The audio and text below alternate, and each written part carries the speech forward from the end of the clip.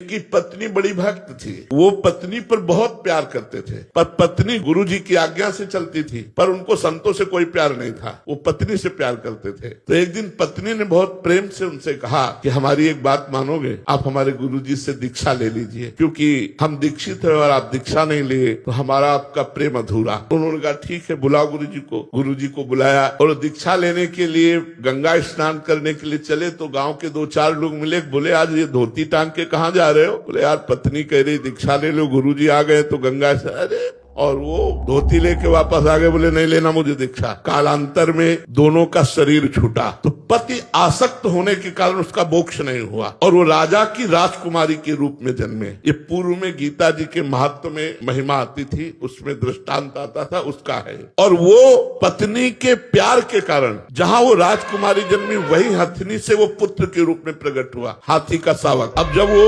नव युवक अवस्था में हाथी आया और श्रृंगार करके राज सवारी निकली और राजकुमारी सिंहासन पर आरूढ़, तो जे भी उसने देखा तो पूरी स्मृति जागृत हो गई कि ये तो मेरी पत्नी थी। अब ये राजकुमारी और मैं हाथी हूँ, कैसे मिलन हो सकता है? वो चुपचाप सहता रहा, क्योंकि कुछ अपनी बात व्यक्त नहीं कर सकता, हाथी रूप में है। अब राजा ने अपनी राजकुमारी का स्वयंवर रचा। जे ही स्वयंवर की घोषणा हुई तो उसने खाना पीना सब छोड़ दिया। वो बहुत ही सुशोभित हाथी के रूप में था। राजा को सूचना पहुंची, राजवैद्यों ने देखा, बोले कोई रोग नहीं। राजकुमारी विज्ञान संपन्न थी क्योंकि भजन करती थी। उसने कहा इसकी औषधि मेरे को पता है, मुझे एक बार इसके समीप जाने दो। नजदीक गई और कान में कहा था गुरुदेव को वरण कर लो। नहीं वरण किया ना तो हाथी की योनि को प्राप्त हुए। सकुचाओ मत, तुम्हारे गले में जयमाला डालूंगी। सकुचाओ मत, स्वयंवर में तुम शोभा के लिए खड़े किए जाओगे और मैं तुम्हारे ही गले में माला डालूंगी और इस जन्म में इतना भजन करूंगी कि आगे जन्म में हम फिर दोनों मिलेंगे। उसने ऐसा ही किया।